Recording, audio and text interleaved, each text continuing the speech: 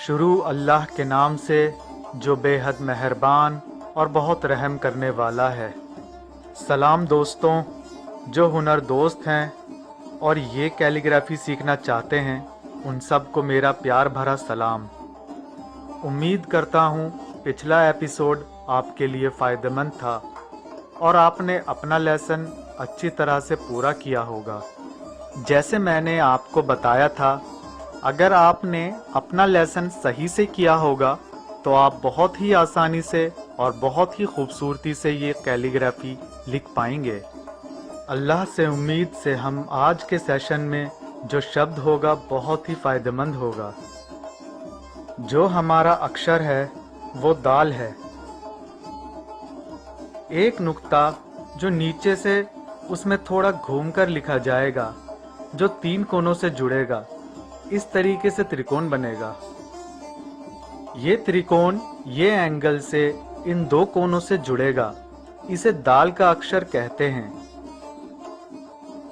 दाल के नीचे का हिस्सा नीचे की लाइन को टच करेगा, बल्कि थोड़ा सा बैकग्राउंड लाइन से थोड़ा सा ऊपर ही रहेगा। दाल का जो ऊपर और नीचे का बीच का ये हिस्सा जो एक तरफा है, वो 2 नुक्तों का है। दाल के बीच का हिस्सा एक नुक्ते के बराबर है। दोबारा से लिखकर दिखाता हूँ। देखिए, तेजी से लिखें तो ये ऐसा त्रिकोण बन जाएगा। प्यारे दोस्तों, तवज्जो कीजिए, ये अक्षर में पूरा एक ही नुक्तों का है।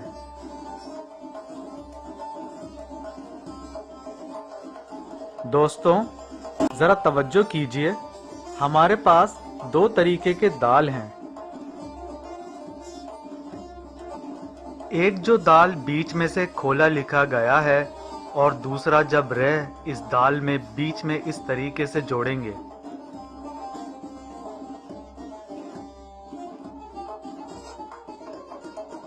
मैं यहाँ इस बात पर जोर देता हूँ, दाल एक नुक्ता है जो इस तरीके से ये 2 कोनों से जुड़ता है और ये ऐसे त्रिकोण बनता है और ये ऊपर और नीचे के हिस्से में सर्कुलर जुड़ता है।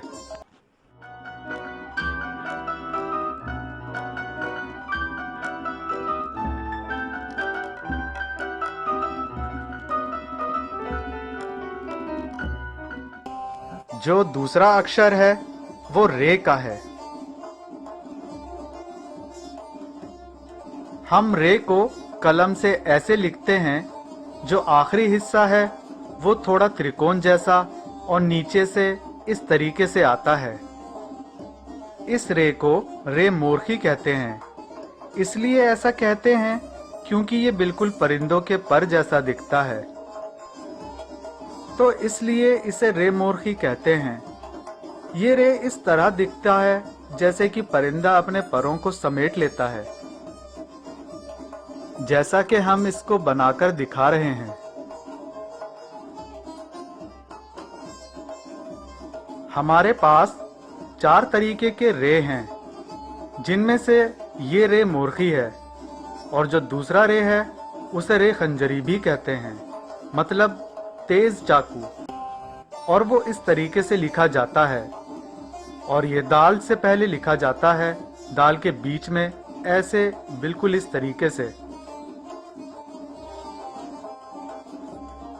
दाल के नीचे का हिस्सा जो रे की तरह नजर आता है, ये रे खंजरी बोला जाता है, इसलिए थोड़ा तेज है।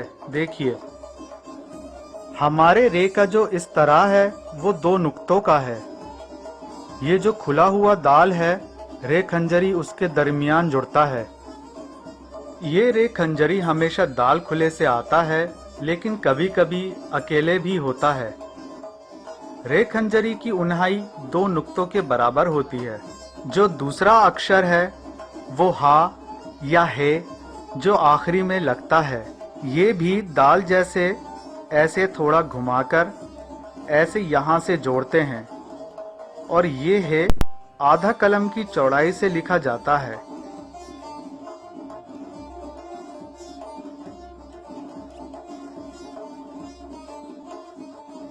और इसके पहले का हिस्सा ऐसे गोल और अंदर हम इसे इस तरीके से भर सकते हैं और इसकी चौड़ाई जो है वो 2 नुक्तों की है।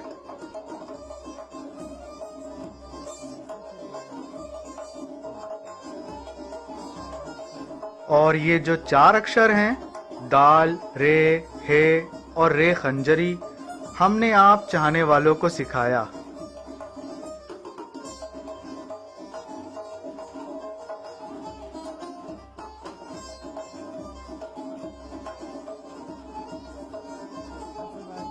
और जो दूसरा अक्षर है वो वाव है। पहले एक नुक्ता 2/3 कलम की चौड़ाई से उसे एक नुक्ते को थोड़ा घुमाकर जो पीछे की तरफ से आएगा उसे जोड़ना होगा इस तरीके से, जिसके ये 3 कोने हैं जिसे हमने त्रिकोण बनाया। देखिए ऐसे हम इसे एक बार में ही लिख सकते हैं। जो पहला हिस्सा या कोना है ऐसे देखिए, और जो दूसरा हिस्सा है वो इस तरीके से, और जो तीसरा हिस्सा है जो त्रिकोण बनता है जैसे पहले बताया था। थोड़ा दिक्कत से लिखें तो ये 3 तरीके हम एक ही बार में लिख सकते हैं। इसकी ऊंचाई 2 नुक्तों की है और जब हम इसकी शुरू और आखिर को जोड़ें तो ये एक टेढ़ी लाइन बनेगी।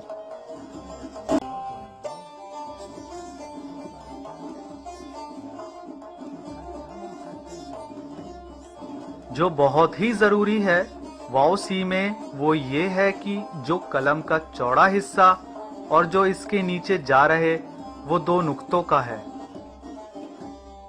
जैसे बताया था थोड़ी देर पहले ऐसे ही लिखा जाएगा। पहले ऐसे और जो दूसरा हिस्सा है वो ऐसे और फिर इस तरीके से। जैसे आपको ठीक लगे आप लिख सकते हैं।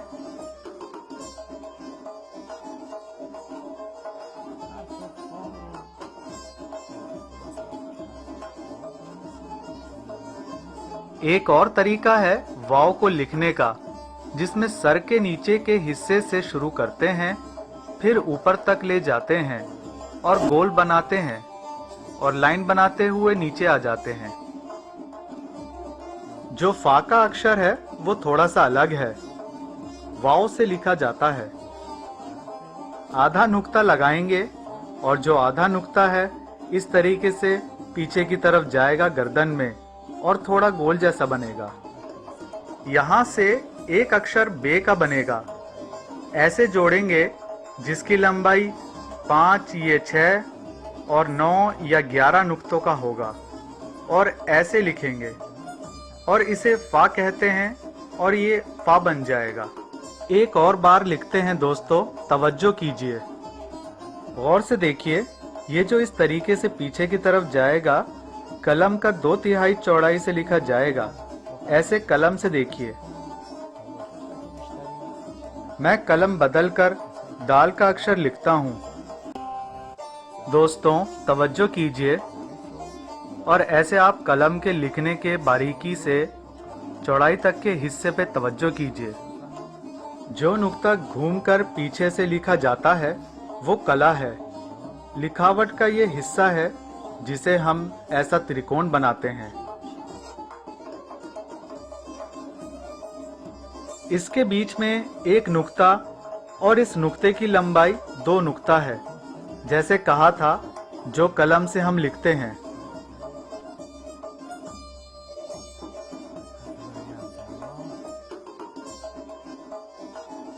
दूसरा अक्षर रे का है। इसकी लंबाई भी 2 नुक्तों की है और इस तरीके से लिखा जाता है और इसे रे मोरखी भी कहते हैं।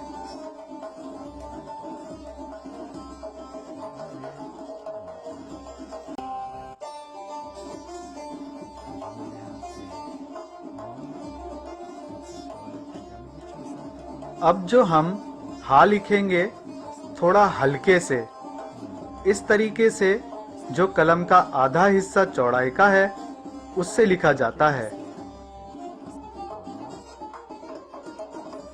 हम ऐसे इस कलम से एक ही बार में लिख सकते हैं।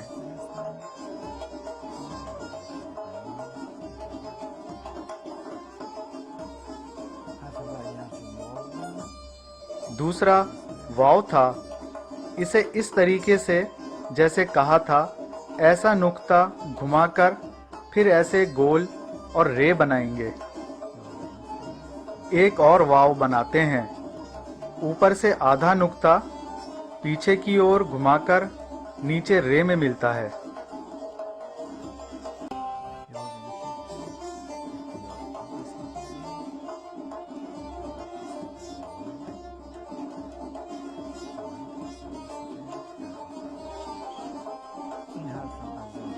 और एक और वाव ट्राई करते हैं ठीक इसी तरह।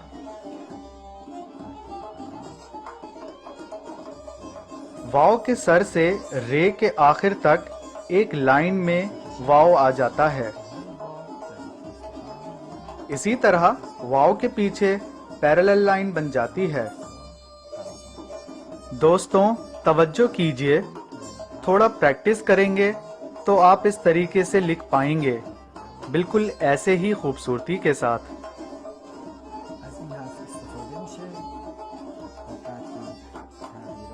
अब तवज्जो कीजिए, जो वाव है वो थोड़ा अलग तरीके से लिखेंगे और फा बनाएंगे। जो कलम का ये हिस्सा जो 2/3 चौड़ा है ऐसा, और बे बनाएंगे और ऐसे जोड़ेंगे।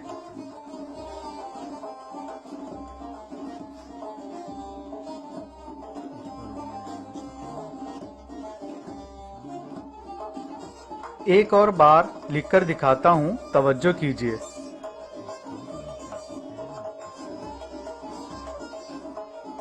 फा ऐसा लिखा जाएगा और ऐसे पीछे से ऐसे थोड़ा गोल और बे को इजाफा कर देंगे। हम इस फा में बड़ा बे भी जोड़ सकते हैं।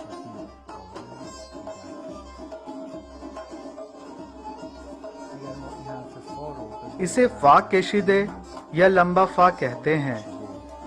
एक बार फिर वाव में हर्फ बे जोड़ते हैं। वाव की गर्दन में बे को मिलाते हैं। इस तरह फे बन जाएगा। अगर इस फे को लंबे बे से जोड़ें तो बहुत लंबा फे बन जाएगा। तवज्जो कीजिए दोस्तों।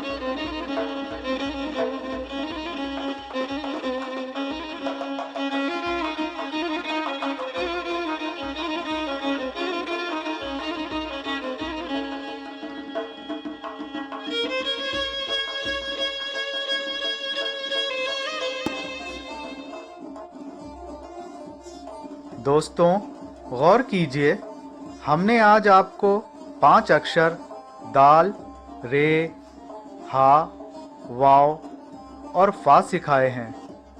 इनके दोनों किस्म लंबे और छोटे की प्रैक्टिस की है। उम्मीद करता हूँ आप इनको अच्छे से सीखें और ये प्यारे और बेहद खूबसूरत अक्षर जो हैं इनको अच्छे से सीखें। आप सबको हमारे अगले सेशन तक अल्लाह के हवाले करता हूँ। हमारे दूसरे सेशन में मुलाकात होगी। खुदा हाफिज।